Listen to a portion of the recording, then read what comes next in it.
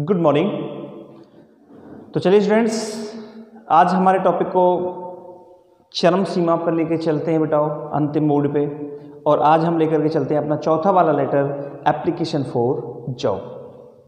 Official letters हम बेटा पढ़ रहे हैं और ये ऑफिशियल लेटर्स आज हमारा बिल्कुल समाप्त होने वाला है। और आज हम पढ़ेंगे बेटा एप्लीकेशन फॉर जॉब चौथे नंबर का। ओके स्टूडेंट्स, तो देखिए इसमें बेटाओ मैं आपको थोड़ा सा सजेशन देने वाला हूं। मैं इसमें केवल आपके लिए क्वेश्चन एक ही कराऊंगा। कितना क्वेश्चन कराऊंगा बेटा? एक। और इसका कोई भी मैं आपके लिए फॉर्मेट नहीं कराऊंगा, ठीक है। इस लेटर को मैं आपको बिल्कुल सीधे तरीके से ही समझाऊंगा और इसमें क्या क्या करेक्शन करने, बस 2-3 करेक्शन हमको करने हैं। वो 2-3 करेक्शन मैं आपके लिए वीडियो के लास्ट में बता दूंगा कि अगर हमें कैसा भी नया लेटर एप्लीकेशन फॉर जॉब का आ जाए और हमें ये 2-3 करेक्शन क्या करने।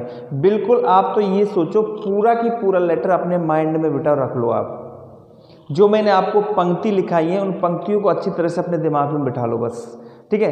कोई सा भी लेटर एप्लीकेशन फॉर जॉब आए आपके लिए, बस हमको यही सेंटेंस, यही लाइंस हमें याद करनी है। ओके स्टूडेंट्स, और जो कुछ हमें चेंज करना है, वो चेंज करने वाली 2-3 चीज़ें, बस वो चीज़ हमको चेंज करनी है, वो मैं आपके लिए बता दूंगा।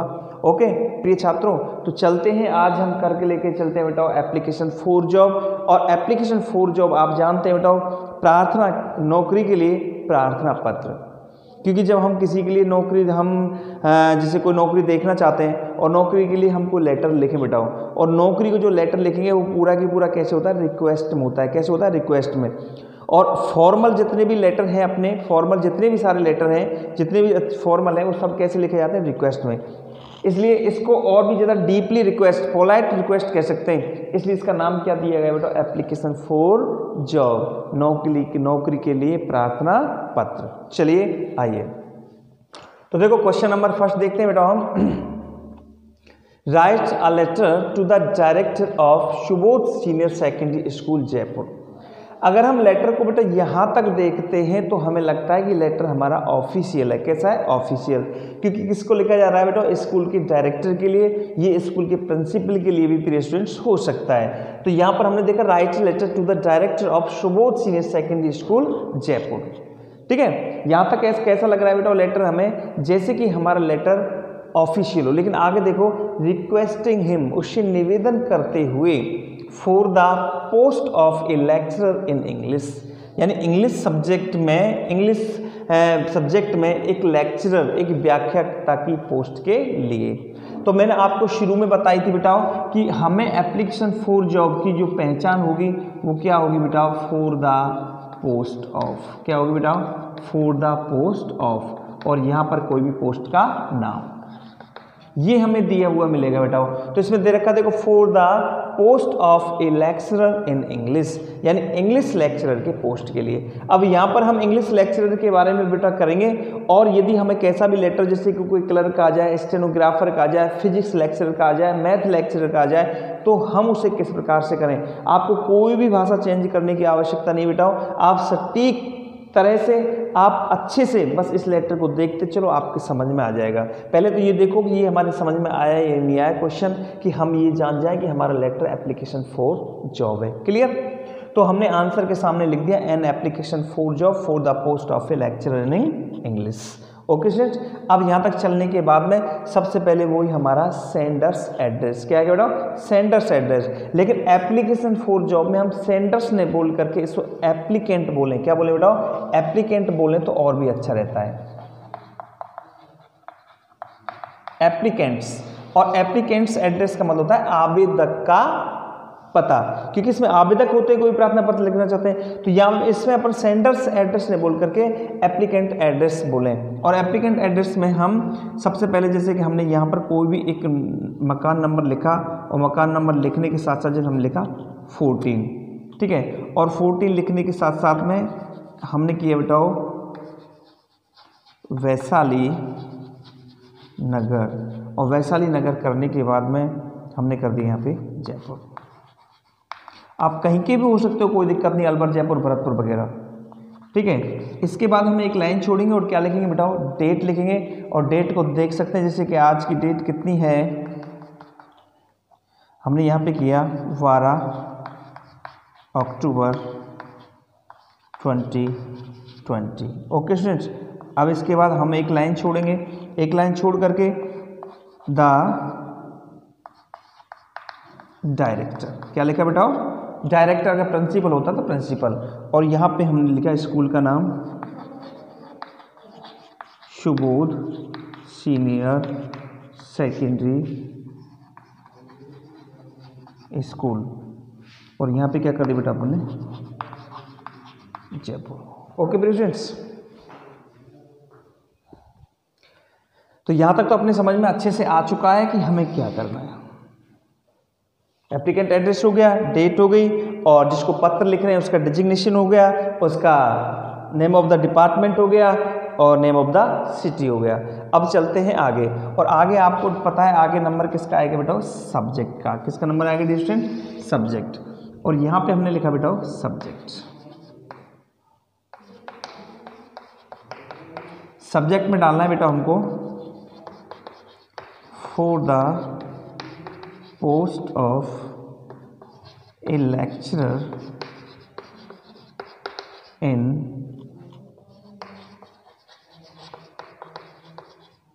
इंग्लिश।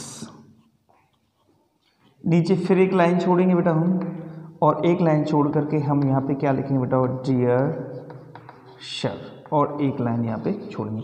अब इसको यहाँ तक थोड़ा सा समझो बेटा, फॉर द लेक्चरर में एक आर और रह गया। देखिए जैसे हम सब्जेक्ट लिख रहे हैं बेटा, सब्जेक्ट, क्योंकि ये जो एप्लीकेशन फॉर जॉब जो बेटा लेटर होगा ये किसी न किसी चीज़ की या कोई ना कोई पोस्ट के लिए होगा, ठीक है, नौकरी देखने के लिए होगा। तो यहाँ पे अपन को ये तो लिखना है for the post of, for the post of, ये तो हमको लिखना ही है। अब इसके बाद ये देख लो कि हम किस पोस्ट के लिए अप्लाई कर रहे हैं, किस पोस्ट के लिए हम एप्लीकेशन या लेटर लिख रहे हैं। तो जैसे कि यहाँ पर लेक्चरर इन इंग्लिश है तो लेक्चरर इन इंग्लिश कर दिया, ठीक है स्टूडेंट। अगर फिजिक्स लेक्चरर है तो फिजिक्स लेक्चरर कर दिया, स्टेनोग्राफर के लिए है तो स्टेनोग्राफर कर दिया, कंप्यूटर टाइपिस्ट के लिए है तो कंप्यूटर टाइपिस्ट कर दिया, कंप्यूटर अकाउंटेंट के लिए है तो कंप्यूटर अकाउंटेंट कर दिया। यानी आपको ये देखना पड़ेगा कि हम एप्लीकेशन किस जॉब के लिए ये आए ना, उस जॉब के लिए हम इसे अपने आप में सेटल कर सकते हैं। अब आगे बात आती है बेटा डियर सर, ये डियर सर हमको सब में लिखना है। अब आगे चलते हैं बेटा हेडिंग।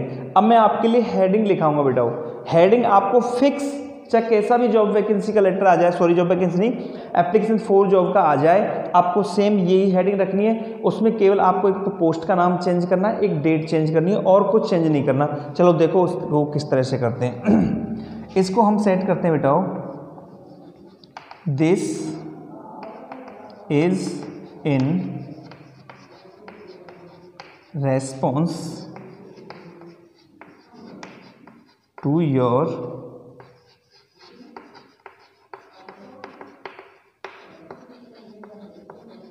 advertisement, और यहाँ कॉमा में लिखा हमने बेटा, सॉरी, इन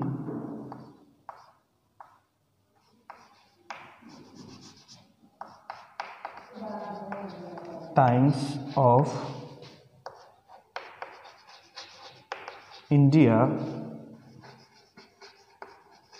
डेटेड, यहाँ जैसे डेट लिखी हमने कितनी, 12 अक्टूबर, और यहाँ पे डेट डाल दी हमने जैसे 2 अक्टूबर 2020 for the post of a lecturer in English। यहाँ फुल स्टॉप लगाना है बेटा, ठीक है। अब आप एक समझिए बेटा कि हम जो पत्र लिख रहे हैं, दिस का मतलब ये है पत्र, दिस लेटर कर सकते हैं, दिस एप्लीकेशन कर सकते हैं, या खाली दिस कर सकते हैं। दिस इज इन रेस्पॉन्स, यानी कि ये जो पत्र है ये प्रत्युत्तर में है, टू योर एडवर्टीजमेंट, आपके विज्ञापन के, यानी कि आपने जो विज्ञापन निकाला है उस विज्ञापन के प्रति उत्तर में ये पत्र है। थोड़ा सा बैक जाओ, समझो बेटाओ। जैसे कि हमने आपके लिए टॉपिक कराया था बेटा एडवर्टीजमेंट, तो एडवर्टीज टॉपिक में हमने सिचुएशन वांटेड, सिचुएशन वैकेंट यानी जॉब वैकेंसी वाला जो हमने पढ़ा था बेटा, उसमें जैसे कि कोई कंपनी कोई स्कूल वाला होता है और वो स्कूल वाला किसी लेक्चरर के लिए, किसी टीचर के लिए क्या निकालता है, विज्ञापन निकालता है। तो उसी प्रकार से जैसे कि सुबोध सीनियर सेकेंडरी स्कूल के जो डायरेक्टर हैं, इसने अपना कोई विज्ञापन निकाला, ठीक है, और उस विज्ञापन में टीचर की वैकेंसी दी इंग्लिश लेक्चरर की। तो इंग्लिश लेक्चरर की वैकेंसी देख करके अब ये जो व्यक्ति है वो क्या लिख रहा है बेटा, पत्र लिख रहा है। क्या लिख रहा है? पत्र। तो वो यहाँ पर उसको याद दिला रहा है कि आपने जो विज्ञापन निकाला था उस विज्ञापन के प्रति उत्तर में मैं आपको क्या लिख रहा हूँ, पत्र लिख रहा हूँ। This is in response to your advertisement. अब ये विज्ञापन आपने किस में निकाला? इन टाइम्स ऑफ इंडिया, ठीक है। अब टाइम्स ऑफ इंडिया क्या बेटा? समाचार पत्र। समाचार पत्रों के नाम मैंने आपको पहले लिखा दिए बेटा, ठीक है। इसलिए मेरी जो पढ़ाई चलती है प्रिय स्टूडेंट्स, ये सब कुछ मैं क्रम से कराता हूँ बेटा, जिससे कि बच्चे को कोई प्रॉब्लम ही नहीं आए समझ में।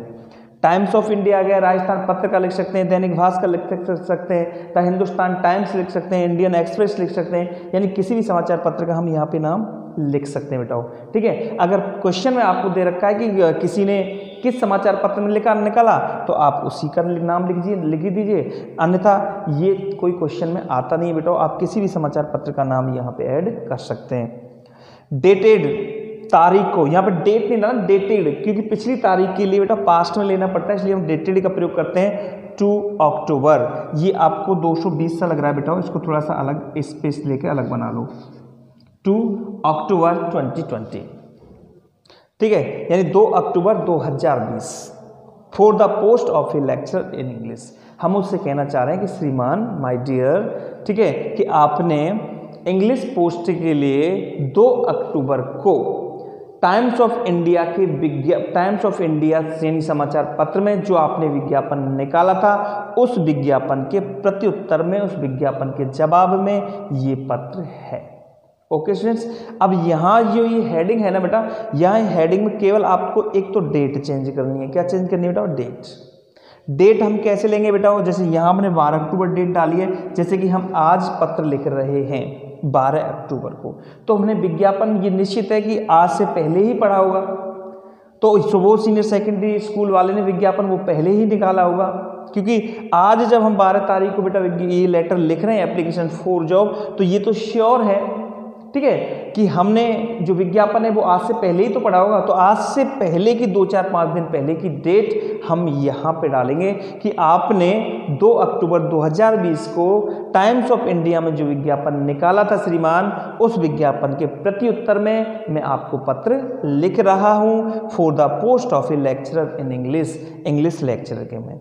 अब यहाँ पर लेक्चरर इंग्लिश लिखा है बेटा, तो यहाँ जो सब्जेक्ट के सामने जो हमने पोस्ट लिखी है वो पोस्ट का नाम चेंज करना है। तो इस हेडिंग में केवल क्या चेंज करनी है बेटा? एक तो हमको डेट आएगी बेटा इस डेट के अकॉर्डिंग, और यहाँ पर हमको ये जो पोस्ट का नाम है जो ऊपर हमने लिखा है वो ही हमको सेट करना है। ओके स्टूडेंट, और हमको इसमें कोई भी चेंज नहीं करनी प्यारे विद्यार्थियों।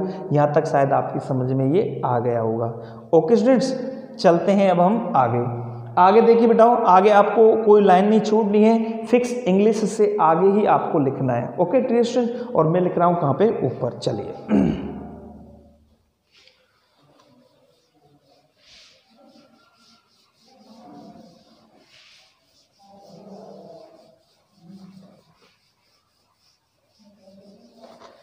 चलते हैं आगे, और देखो बेटाओ, अब आगे हम लिखेंगे बेटाओ, आई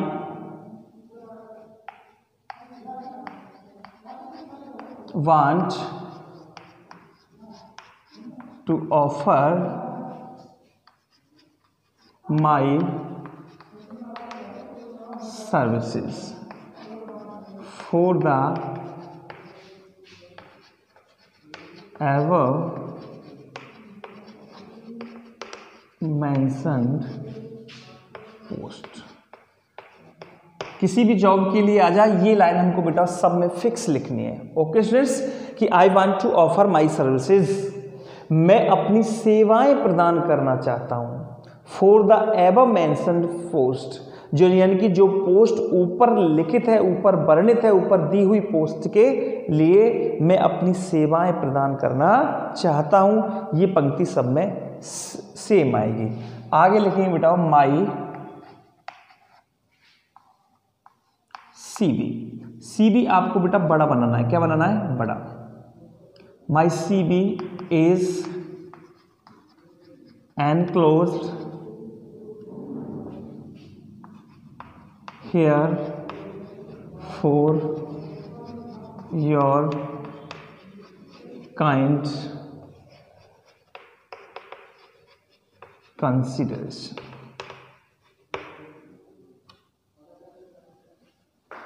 ठीक है, ये लाइन अपन को सेट करनी है। My CV is enclose here for your kind consideration. My CV, देखो बेटा सीबी क्या होता है? सीबी होता है बेटा करिकुलम विटाई, जिसका काम पड़ेगा आगे मैं आपको बता दूंगा। करिकुलम विटाई होता है, और करिकुलम विटाई कहते हैं जिसे कि हम बोलते हैं रिज्यूमे। क्या बोलते हैं बेटा? रिज्यूमे। इस सीबी की जगह हम रिज्यूमे का प्रयोग भी कर सकते हैं। ये मैं आपको यहां लिख देता हूं। ठीक है, इसको हम रिज्यूम नहीं बोलते बेटा, रिज्यूमे, ध्यान रखना। और इसको जैसे कि हम सिंपल भाषा में बोलते हैं बेटा बायोडेटा। क्या बोलते हैं बेटा? बायोडेटा। यानी कि जब हम कोई भी नौकरी लगने के लिए जाते हैं, नौकरी के लिए प्रार्थना पत्र देते हैं, तो वहां पे बेटा हमको अपना बायोडेटा देना पड़ता है। और बायोडेटा में अपना नाम है, अपनी उम्र है, अपनी क्वालिफिकेशन है, ये सारी चीज़ें हमें उसके अंदर अंतर्गत देनी पड़ती हैं। उसे हम रिज्यूमे बोलते हैं, और रिज्यूमे को ही हम क्या बोलते हैं बेटा? सीबी बोलते हैं। क्या बोलते हैं? सीबी, जिसको करिकुलम विटाई कहते हैं। अब हम इसकी जगह ऐसे भी लिख सकते हैं, my resume is enclose here, या my biodata is enclose here for your kind consideration. लेकिन हम सीबी का ही प्रयोग ज़्यादातर क्यों करते हैं स्टूडेंट्स? तो ध्यान रखो बेटा, रिज्यूमे एक अमेरिकन वर्ड है और सीबी एक अपना ब्रिटिश वर्ड है बेटा। और अपने यहाँ चलता है क्या? ब्रिटिश, इसलिए हम अधिकांशतः बेटा किसका प्रयोग करते हैं? सीबी का प्रयोग करते हैं, ना कि हम रिज्यूमे का। अगर हम रिज्यूमे भी लिख देंगे तो कोई गलत नहीं करेगा स्टूडेंट्स, ठीक है। लेकिन आप सीबी लिख करके चलिए। माई सीबी इज एनक्लोज हियर, मेरा सीबी यहाँ एनक्लोज है for your kind consideration. Kind consideration होता है बेटा आपके विचार विमर्श के लिए, आपके विचार विमर्श करने के लिए, आपके अवलोकन के लिए, आपके अध्ययन के लिए मेरा सीबी यहाँ पर एनक्लोज्ड है, संलग्न है। यानी कि जब हम लेटर लिखेंगे तो लेटर में बेटा हमको एक बायोडाटा बना के और देना है। उस बायोडाटे को ही हम क्या बोलते हैं बेटा? सीबी बोलते हैं। इसकी फुल फॉर्म मैं आपके लिए आगे लिखाऊंगा, यहाँ कोई आवश्यकता नहीं है। ओके स्टूडेंट्स, अब बताओ ये इस लाइन का सब में काम पड़ेगा या नहीं पड़ेगा? कैसा भी आ जाओ एप्लीकेशन फॉर जॉब, तो ये लाइन, ये दोनों लाइन अपन के लिए सेम लिखनी है सब में, इनमें कोई भी आपको चेंज नहीं करना। ओके स्टूडेंट्स, इनको आप ढंग से अच्छी तरह से याद कर लो बस। अब चलते हैं आगे। आगे ध्यान रखना बेटा, ये काइंड कंसिडरेशन जहां समाप्त हो गया है वहीं क्या लगा दो आप? फुल स्टॉप, ठीक है। और फुल स्टॉप लगाने के साथ साथ नेक्स्ट पैराग्राफ से हम लिखेंगे। ओके स्टूडेंट्स, चलते हैं। अब हम स्टार्ट करेंगे बेटा, देखो, बिसाइड्स माई एकेडमिक क्वालिफिकेशन, यानी कि मेरी अकादमिक योग्यता के अतिरिक्त I have been a captain of the cricket team. सब में लिख सकते हैं बेटा ये लाइन, यानी कि मेरी अकादमिक योग्यता के अतिरिक्त और मैं एक क्रिकेट टीम का कप्तान भी रह चुका हूं। आगे लिख सकते हैं बेटा, आई हैव अचीव्ड, मैं प्राप्त कर चुका हूं मैनी रिवार्ड्स, मैं अनेक पुरस्कार प्राप्त कर चुका हूं। ठीक है, okay.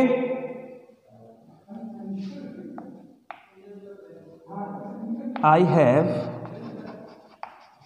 worked in a reputed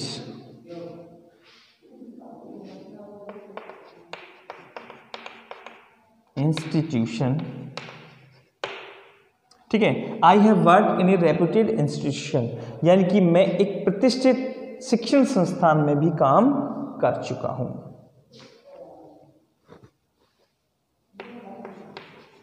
my behaviour is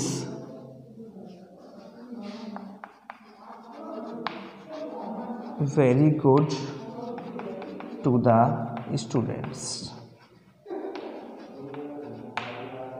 ठीक है ना। अगर आप किसी कंपनी को लिख रहे हैं तो आप यहाँ स्कूल की रेप्यूटेड इंस्टीट्यूशन की जगह रेप्यूटेड कोई कंपनी का नाम भी हम लिख सकते हैं। My behaviour is very good, मेरा व्यवहार बहुत अच्छा है। अगर स्कूल के लिए लिख रहे हैं तो टू द स्टूडेंट्स कर दो बेटाओ। अगर स्कूल के लिए नहीं लिख रहे हैं तो टू द स्टाफ, स्टाफ के प्रति मेरा व्यवहार बहुत अच्छा रहा है, बहुत ही अच्छा है। ओके स्टूडेंट्स, यहाँ तक हम इसे कंप्लीट करेंगे। अब यहाँ तक देखो, हमने एक पैराग्राफ तो वहाँ पे छोड़ दिया, एक पैराग्राफ हम यहाँ भी चेंज करेंगे डियर स्टूडेंट्स। चलिए आगे।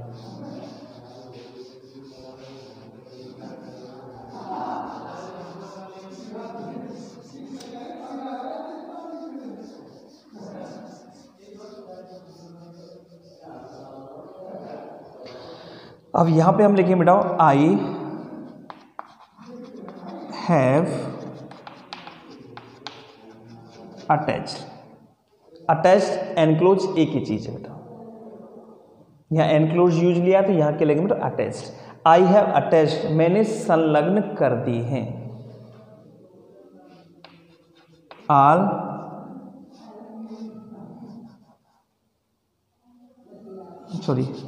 Attested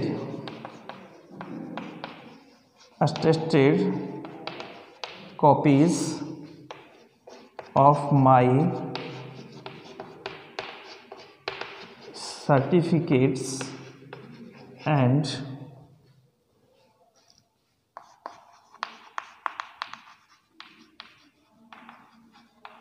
testimonials। I have attached, मैंने संलग्न कर दिया अटेस्टेड कॉपीज, अटेस्टेड कहते हैं हस्ताक्षर की हुई, कॉपीज मैंने हस्ताक्षर की हुई कॉपीज संलग्न कर दी हैं ऑफ माई सर्टिफिकेट्स, मेरे प्रमाण पत्रों की, एंड टेस्टिमोनियल्स और मेरे टेस्टिमोनियल्स की। अब देखो सर्टिफिकेट्स और टेस्टिमोनियल्स में अंतर क्या है बेटा? पूरा अंतर तो अपन बता नहीं सकते क्योंकि क्लास चल रही है, लेकिन थोड़ा सा हम आपको समझाने के लिए। सर्टिफिकेट्स होते हैं बेटा अपने, जैसे कि पढ़ाई का हो गया, करेक्टर सर्टिफिकेट हो गया, ठीक है, ये सर्टिफिकेट आपने सुनी हो, खेल कूद का हो गया। टेस्टिमोनियल्स होते हैं बेटा प्रशस्ति पत्र। क्या होते हैं? प्रशस्ति पत्र। जब कोई ऐसे प्रशस्ति पत्र जो प्रशंसा में मिलते हैं, जिसमें कोई मेडल मिलता है, कोई टोकन मिलता है, कोई रिबन मिलता है, या लिखित, या जैसे कि हमको किसी कोई अच्छे खेल कूद के लिए, या हमारे अच्छे व्यवहार के लिए, या हमारे अच्छे चरित्र के लिए स्कूल से कहीं से भी, और हमें एक प्रशस्ति पत्र प्राप्त होता है बेटा। प्रशस्ति पत्र अलग होते हैं। प्रशस्ति पत्र के रूप में कई पैसे भी देते हैं बेटा, जैसे किसी ने 1100 रुपये की इनाम दे दी, बच्चे ने अच्छे अंक प्राप्त किए और 1100 रुपये दे दिए, तो वो 1100 रुपये भी किस में काम आते हैं? प्रशस्ति पत्र ही कहलाते हैं, वो टेस्टिमोनियल्स ही कहलाते हैं, ना कि वो सर्टिफिकेट्स। तो सर्टिफिकेट्स और टेस्टिमोनियल्स अलग होते हैं, ये प्रमाण पत्र होते हैं, और ये क्या होते हैं बेटा? हमारे टेस्टिमोनियल्स, ये हमारे प्रशस्ति पत्र होते हैं, प्रशंसा में दिए हुए पत्र होते हैं। तो मैंने अपने प्रशस्ति पत्र और अपने प्रमाण पत्र की अटेस्टेड कॉपी संलग्न कर दी है। आगे, if I am given a chance, if I given a chance, यदि मुझे एक मौका दिया जाता है, टू वर्क विद यू, आपके साथ काम करने का, ठीक है, यदि मुझे आपके साथ काम करने का मौका दिया जाता है तो आगे लिख सकते हैं सर आई एश्योर यू, तो सर मैं आपको विश्वास दिलाता हूँ, आई एश्योर यू, मैं आपको विश्वास दिलाता हूँ कि आई विल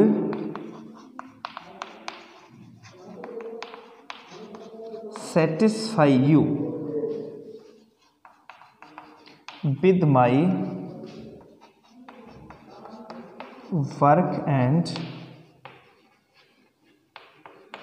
कंडक्ट।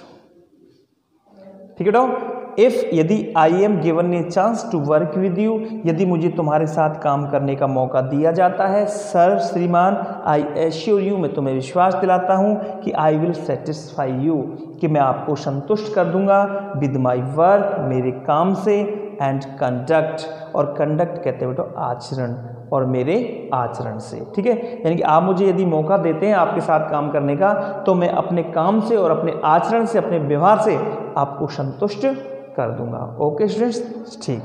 अब यहाँ तक ये लाइन बेटा सब में आएंगे, इसमें आपको कोई भी फेरबदल नहीं करनी, चाहे लेटर हमारा किसी भी जॉब के लिए आए। एक तो पोस्ट का नाम चेंज करना है, एक वहाँ पे डेट का नाम चेंज करना है, और इसमें से कोई भी लाइन हमको चेंज नहीं करनी। ओके स्टूडेंट्स, चलिए अब नीचे हम लिखते हैं बेटा, you are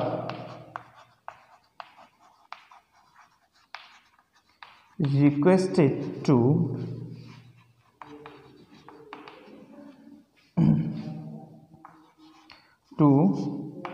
give me an offer। You are requested, आपसे निवेदन किया जाता है, to give me an offer, कि आप मुझे एक ऑफर प्रदान करें, एक अवसर प्रदान करें, to work with you, आपके साथ काम करने का, for the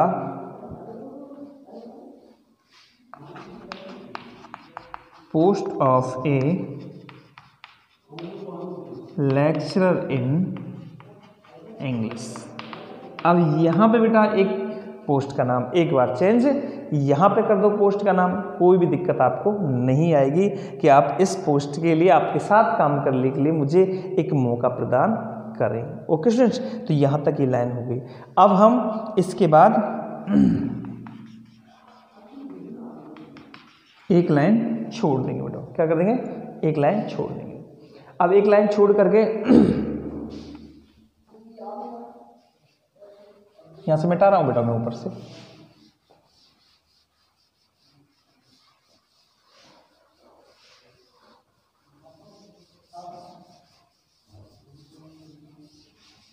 चलिए अब एक लाइन छोड़ करके looking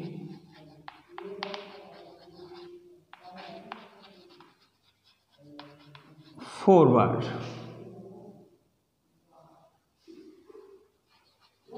to your kind reply, यानी कि आपके दयालुपूर्ण जवाब की उत्सुकता से प्रतीक्षा करते हुए।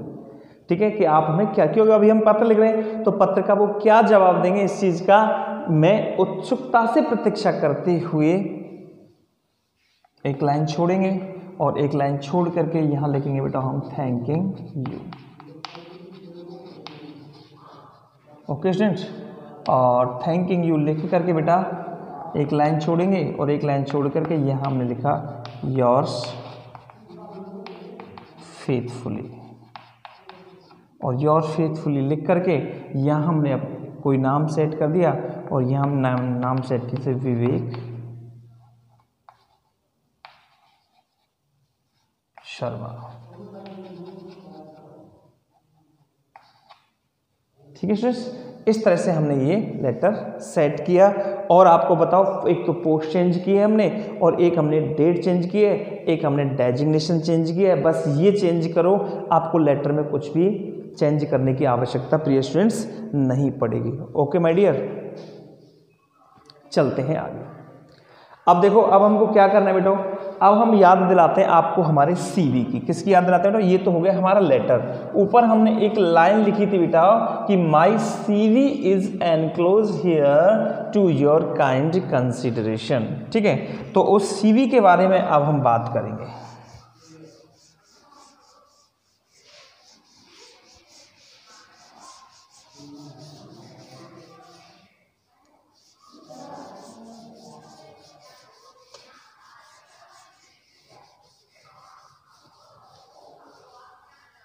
ठीक बेटा, अब देखो सीवी के बारे में हम बात करेंगे, और सीवी के बारे में क्या बात करें कि यहाँ इसके बाद बेटा एक लाइन छोड़ना। क्या छोड़ना, एक लाइन। और एक लाइन छोड़ करके यहाँ आपको लिखना पड़ेगा बेटाओ एनक्लोज। क्या लिखना पड़ेगा? एनक्लोज। और ऐसे करके एनक्लोज में हम यहाँ डाल देंगे क्या? CV। क्या डाल देंगे बेटा? CV। ठीक है, यानी इस पत्र के साथ ये एनक्लोज्ड है क्या? CV। यानी पत्र का एक भाग आता है बेटा, जब लेटर का हम भाग क्लोजिंग नेम वगैरह जब लिखते हैं, हाँ कम्युनिकेशन, तो नीचे नीचे मैंने आपको एनक्लोज भी लिखा है, ध्यान करना। तो एनक्लोज अगर पत्र के साथ हम कुछ संलग्न कर रहे हैं तो वो एनक्लोज में लिखा जाता है कि एनक्लोज हमने कितनी चीज़ें सेट की हैं। CV किया है, कोई डिमांड ड्राफ्ट किया है, कोई सर्टिफिकेट किए हैं, तो वो सारी चीज़ें हम यहाँ पे बताते हैं। तो यहाँ पे हमने एनक्लोज क्या किया बेटा? CV। तो यहाँ पे हमने लिख दिया एनक्लोज CV।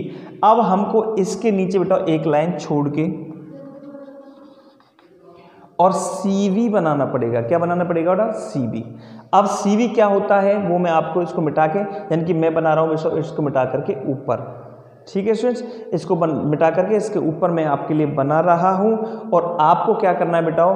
बिल्कुल इसके नीचे अगले पन्ने पर आपको सेट करना है। ओके स्टूडेंट्स, चलिए एनक्लोज CV लिख लो। अब मैं इसको मिटा करके CV बना रहा हूँ ऊपर।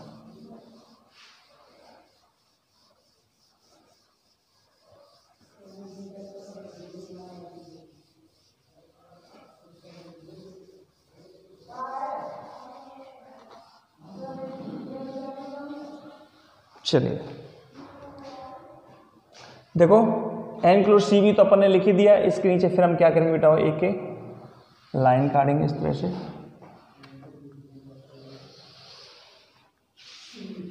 ठीक है।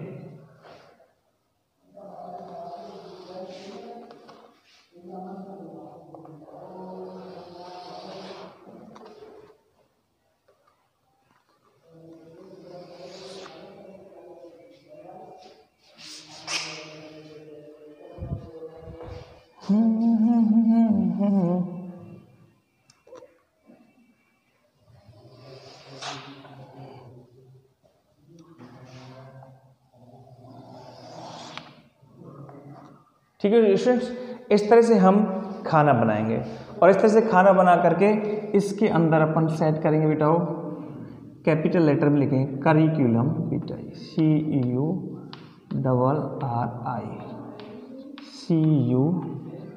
CURRICULUM, करिकुलम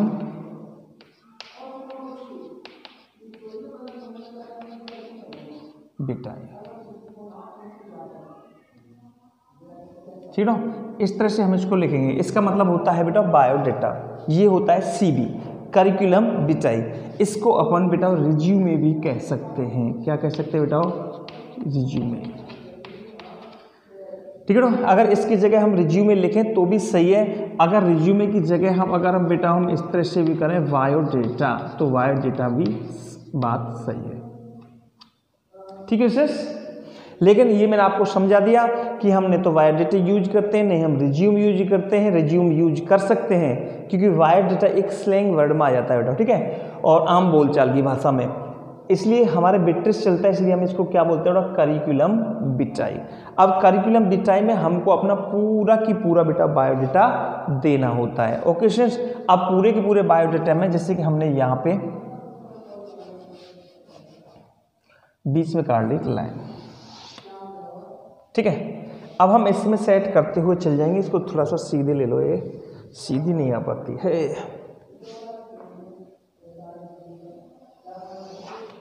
चलिए जैसी भी है कोई दिक्कत नहीं।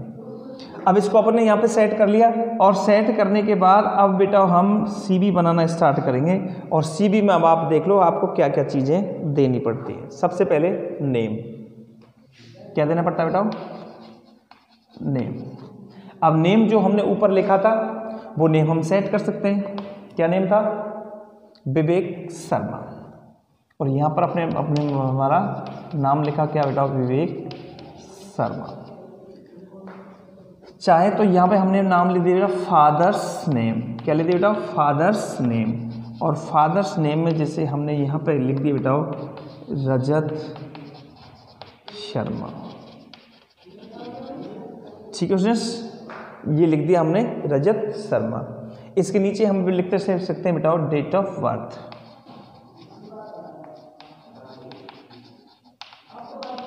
डेट ऑफ बर्थ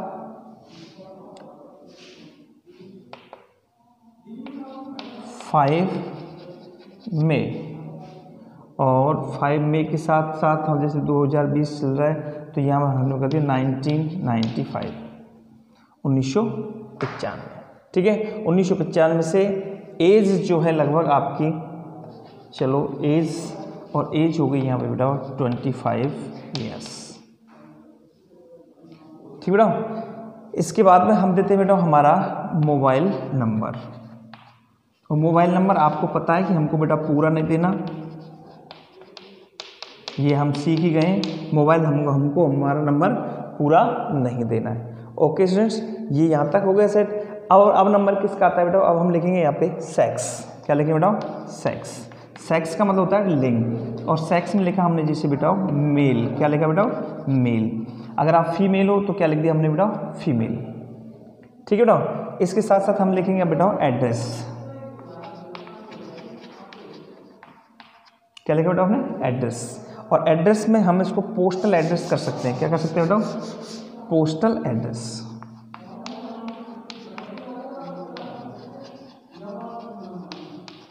ठीक है, जहाँ पे हमारा पोस्ट जाएगा। पोस्टल एड्रेस में जैसे कि सपोज दैट ऊपर हमने एड्रेस लिखा था, क्या एड्रेस लिखा, नेहरू नगर लिखा, क्या लिखा, वो चीज़ आप थोड़ी सी ध्यान करो, मेरे दिमाग से उतर के मैंने आप कौन सा नेहरू नगर ही किया था शायद।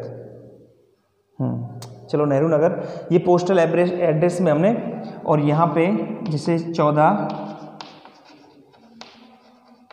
नेहरू नगर, और हमने क्या किया बेटा, जयपुर। ओके स्टूडेंट्स, ये हमारा पोस्टल एड्रेस हो गया। पोस्टल एड्रेस के साथ साथ हम एक परमानेंट एड्रेस लिखते हैं, क्योंकि प्रत्येक जगह 2 एड्रेस आते हैं बेटा, एक पोस्टल एड्रेस आता है और एक परमानेंट एड्रेस आता है। ओके डियर स्टूडेंट, तो यहाँ पे अगर आपका एक ही पता है तो ये लिख दिया। कई बार क्या होता है, हमारा हम हैं तो गाँव के लेकिन रह कहीं और रहे हैं, तो जहाँ हम रह रहे हैं वहाँ का पोस्टल एड्रेस, परमानेंट एड्रेस हमको कहाँ का दिया जाएगा, अपने गांव का। अगर चाहें तो हम यहाँ पे परमानेंट एड्रेस भी हम लिख सकते हैं। ओके स्टूडेंट्स, चलिए अब नंबर आता है बेटा किस चीज़ का, क्वालिफिकेशन का। किसका नंबर आता है, क्वालिफिकेशन। और यहाँ पे अब हम क्वालिफिकेशन डालेंगे। क्या डालेंगे बेटा, क्वालिफिकेशन।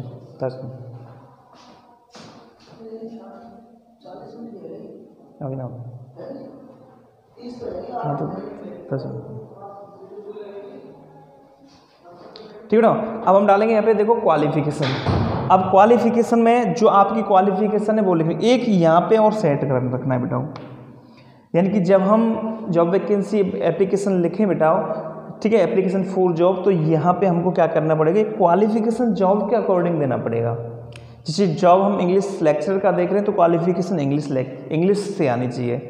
कंप्यूटर टाइपिस्ट का तो क्वालिफिकेशन कंप्यूटर की आनी चाहिए। बस ये चीज़ और चेंज करनी है हमको। उनके साथ साथ 2 तो वो चीज़ हो गई, तीसरी चीज़ हमको ये चेंज करनी है कि क्वालिफिकेशन हमारी जॉब के साथ साथ, जैसे फिजिक्स लेक्चर का हम देख रहे हैं तो क्वालिफिकेशन MSc BEd आएगा, इंग्लिश का देख रहे हैं तो MA BEd आएगा, मैथ के लिए भी मैथ से MSc BEd आएगा।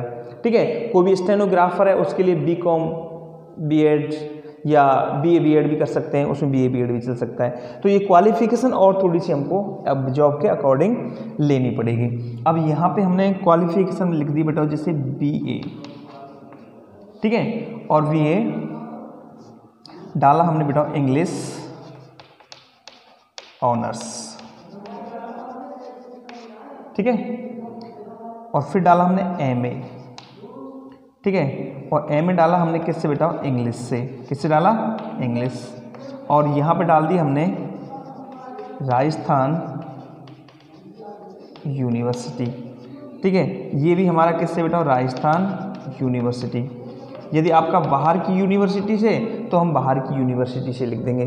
ठीक है, तीसरी चीज़ डाली हमने बेटा क्या, BEd। क्या लिखे बेटा, BEd। और BEd भी किससे की हमने, इंग्लिश से। ठीक है, और ये भी किससे की बेटा, राजस्थान यूनिवर्सिटी। अगर आप किसी बाहर की यूनिवर्सिटी से कर रहे हैं तो बाहर की यूनिवर्सिटी से दे दो। ठीक है, BA MA और BEd। अगर आप PhD भी हो इंग्लिश से तो इंग्लिश में हम PhD भी डाल सकते हैं।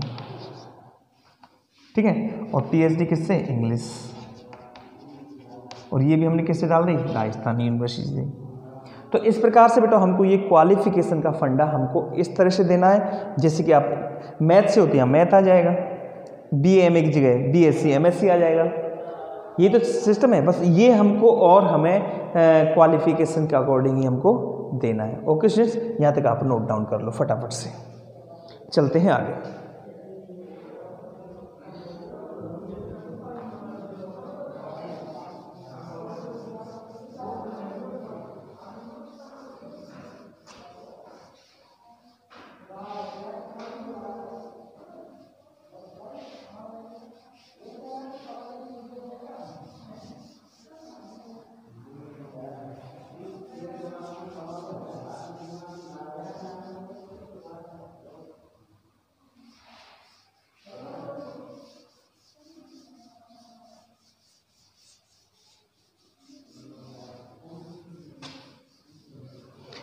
अब आइए बेटाओ, अब लिखते हैं बेटाओ हमारी हॉबीज। हॉबीज लिखते हैं बेटा हमारी अभिरुचियाँ। अभिरुचियों में जैसे कि हम जब आप बन रहे हो सब में यही डाल सकते हैं कि राइटिंग एंड रीडिंग बुक्स, पुस्तकें लिखना और पढ़ना, ये हमारी क्या होगी बेटा, हॉबी हो गई। अब यहाँ पे हम लिख सकते हैं बेटा वाचिंग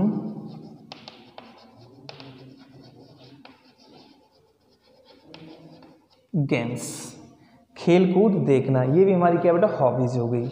आगे हम एंड लगा सकते हैं और एंड लगा कर जैसे हम लिख दिया बेटा लिसनिंग म्यूजिक,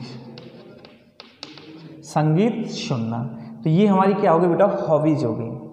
ठीक है, अगर आपकी कोई और भी हॉबीज है वो हॉबीज लिख सकते हैं आप, गार्डनिंग हो गई या कॉइन कलेक्शन हो गया, कुछ भी लिख सकते हैं। ठीक है, तो ये हो गए हॉबीज। अब हम बात करते हैं बेटा किसकी, स्किल्स की। स्किल्स होती है बेटा, अदर स्किल्स बोल सकते हैं, स्किल्स होती है हमारी दक्षता है, हमारा कौशल, कि हमारा कौशल किस चीज़ में। तो कौशल में जैसे हमने यहाँ पर लिख दिया ड्राइविंग, क्या लिख दिया बेटा, ड्राइविंग वाहन चलाने में, एंड प्लेइंग और खेलने में। ठीक है, खेलना और ड्राइविंग करना ये हमारी क्या है बेटा अन स्किल्स है, क्योंकि प्लेइंग हमने लिखा है कि I have been a cricket captain, जो कैप्टन रहे तो ये हमारी स्किल्स हो गई कि हम खिलाड़ी भी, हम खेल भी सकते हैं और ड्राइविंग हम गाड़ी भी चला सकते हैं। तो ये हो गई बेटा हमारी स्किल्स। ठीक है स्टूडेंट्स, तो ये सब कुछ हमें अपने दिमाग सब कुछ सेम करके लिख देना है, बस और कुछ नहीं, केवल क्वालिफिकेशन जरूर अलग लिखना है, इसमें और कुछ आपको अंतर नहीं देना है। अब यहाँ पे हम आगे लेके चलते हैं बेटा नेशनलिटी, क्या लेके चलते हैं बेटा, नेशनलिटी, राष्ट्रीयता। अब आपकी राष्ट्रीयता क्या है बेटा, इंडियन, क्या बेटा इंडियन है तो आप इंडियन लिख दो, पाकिस्तान है तो पाकिस्तान लिख दो, फ्रेंच है तो फ्रेंच लिख दो, ठीक है, इटालियन है इटालियन, जो भी है आपकी नेशनलिटी आपने सेट कर दी। अब करते हैं बेटा रिलीजन, क्या करते हैं, रिलीजन, आपका धर्म हिंदू है हिंदू कर दो, मुस्लिम है मुस्लिम कर दो, ठीक है, और ईसाई है ईसाई कर दो। ये क्या हो गया, हिंदू रिलीजन हो गया। ओके स्टूडेंट्स, अब चलते हैं आगे। सेक्स हमने ऊपर लिख ही दिया है, नेशनलिटी हो गया, रिलीजन हो गया। अगर चाहें तो आप अपनी कास्ट भी दे सकते हैं, पर कास्ट की कोई आवश्यकता नहीं है बेटा, कास्ट रेस वगैरह ये हमको चीज़ लिखने की आवश्यकता नहीं है। ओके स्टूडेंट्स, चलते हैं आगे। आगे देते हैं बेटा हम मैरिटल स्टेटस। मैरिटल स्टेटस का मतलब होता है बेटा वैवाहिक स्तर। क्या होता है बेटा, वैवाहिक स्तर। अब इस वैवाहिक स्तर में आपको ये बताना पड़ेगा कि आप मैरिड हो या अनमैरिड हो। ठीक है, आपको ये देना पड़ेगा कि मैरिड हो या अनमैरिड हो, क्योंकि जब नौकरी हम लगते हैं बेटा तो नौकरी लगने के लिए ज़्यादातर हमको मैरिड ही लिखना पड़ता है। ऐसा नहीं कि हम अनमैरिड हैं तो भी मैरिड ही लिखना पड़ेगा, क्योंकि जो मैरिड लोग होते हैं उनको वरीयता ज़्यादा मिलती है अनमैरिड के बजाय। ठीक है बेटा, क्योंकि वो एक सामाजिक लोग होते हैं मैरिड जो होते हैं, इसलिए। और 25-26 साल की हमारी एज होगी तो हमारी शादी तो हो ही गई होगी। ओके स्टूडेंट, अगर आप अनमैरिड तो अनमैरिड भी कर सकते हैं। वैसे हमने यहाँ पे क्या कर दिया बेटा, मैरिड, क्या कर दिया, मैरिड, और मैरिड करके यहाँ कोष्टक में हम कर देते हैं बेटा 2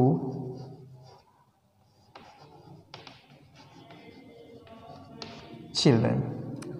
ठीक है, मैरिड के आगे क्या कर दिया कोष्टक में 2 चिल्ड्रन कर दिया।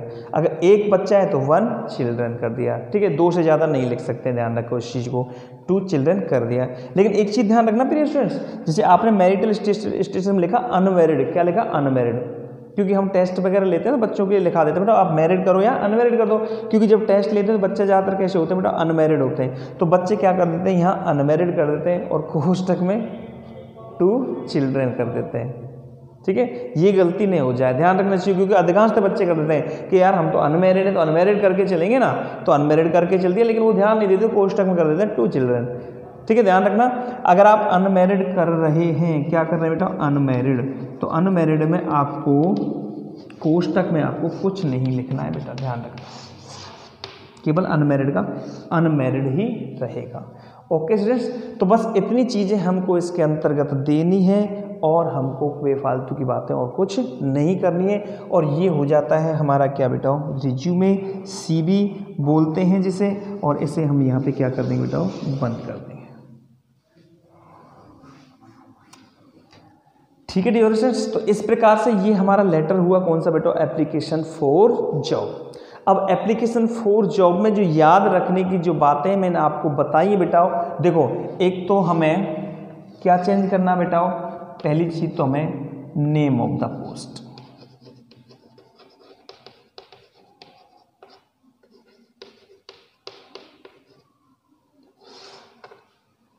ठीक है। ये तो मैंने आपको इंग्लिश लेक्चरर के लिए कराया। यदि हम कोई और किसी जिस क्लर्क की आ जाए, स्टेनोग्राफर के लिए जाए, एग्जीक्यूटिव मार्केट के लिए आ जाए बेटा, सेल्समैन के लिए आ जाए, कोई रिसेप्शनिस्ट के लिए आ जाए, ठीक है, और कोई कंप्यूटर टाइपिस्ट के लिए, कंप्यूटर अकाउंटेंट के लिए आ जाए, तो हमको इसमें जो पूरा की पूरा हमने सिस्टम किया है ना, इसमें हमको चेंज क्या क्या करना है बेटा, वो चेंज के लिए मैं आपको बता रहा हूँ, ठीक है। तो चेंज के लिए एक तो हमने क्या लिखा बेटा name of the post, post का नाम जो क्वेश्चन में दिया है वो चेंज करना है। एक बेटा हम जो रिसीवर्स है ना अपना रिसीवर्स, इसका क्या चेंज करना है बेटा डेजिग्नेशन, रिसीवर्स डेजिग्नेशन चेंज करना है। रिसीवर का जो पद है जिसको हम पत्र लिख रहे हैं उसका डेजिग्नेशन देना है, ठीक है। एक बेटा हमको डेटेड, जहां हमने डेटेड लिखा है ना एडवर्टाइजमेंट के बाद, ये डेटेड चेंज करनी है। डेटेड किसके अकॉर्डिंग लिखनी है बेटा, जो ऊपर हमने डेट लिखी है ना उसके अकॉर्डिंग अपन को डेटेड चेंज करना है, ठीक है। और हमको कोई भी चीज़ इसमें चेंज नहीं करनी है। जब हम CV की बात करें, चौथी चीज़ किसकी बात करें बेटा CV की, तो CV में हमको क्या चेंज करना है बेटा क्वालिफिकेशन, क्या चेंज करना है बेटा क्वालिफिकेशन। बस ये 4 चीज़ों पे आप फोकस रखो, कैसा भी नया CV आ जाए बेटा आपके दिमाग में तुरंत ही बैठ जाएगा, इसकी कोई भी आपको लाइन रटने की और उसकी आवश्यकता नहीं, बस अपने माइंड में बिठा लो इस लाइनों को और अच्छी तरह से इन्हें याद कर लो बेटा। और याद करने के साथ साथ अगर कोई लाइन आपको भी अपने मन की तरफ से कोई अच्छी सी लाइन लगे और याद अच्छी हो, या हम कोई किताब में मिल जाए, किसी और गुरुजी ने हमें लिखाई है, तो वो भी लाइन हम सेट कर सकते हैं बेटा, ठीक है बेटा। लेकिन मैंने आपको जो बिल्कुल इस तरह लिखा है वो एकदम बहुत ही सटीक और बहुत ही अच्छा है, अच्छे नंबर इसके अंतर्गत आते हैं डियर स्टूडेंट्स, ठीक है, ठीक है बेटा। तो आज हम अपना ये लेटर यानी कि एप्लीकेशन फॉर जॉब प्रिय स्टूडेंट्स आज हम समाप्त करने जा रहे हैं। काफ़ी लंबा खींच दिया, वैसे तो बहुत लंबा है लेकिन फिर भी काफ़ी टाइम हो गया, और मैं भी आप लोगों को धन्यवाद देता हूं कि आपने इतने अच्छे मन से, इतने अच्छे ढंग से किस लेटर को, टॉपिक को देखा बेटा, आपने भी बोरियत महसूस नहीं की प्रिय स्टूडेंट्स, ठीक है। अब हम आने वाली अगली क्लास में एक नया टॉपिक लेके आएंगे बेटा, बहुत ही मज़ेदार अच्छा वाला टॉपिक, ठीक है, कोई भी टॉपिक आपके कोर्स का, ओके स्टूडेंट। लेकिन उससे पहले आपको मुझे कमेंट में लिखना होगा बेटा दोनों टॉपिक्स के बारे में, एडवर्टाइजमेंट्स और लेटर, ये दोनों आपके दिमाग में बैठे या नहीं बैठे, आपको ये टॉपिक अच्छा लगा या नहीं लगा, आपको पढ़ाई अच्छी लगी या नहीं लगी, ओके स्टूडेंट्स। और इसी के साथ मैं आपसे विदा लेता हूँ, आपका अपना मिस्टर श्याम सुंदर शर्मा, इंग्लिश डायनेमिक गुरु। ओके बाय, जय।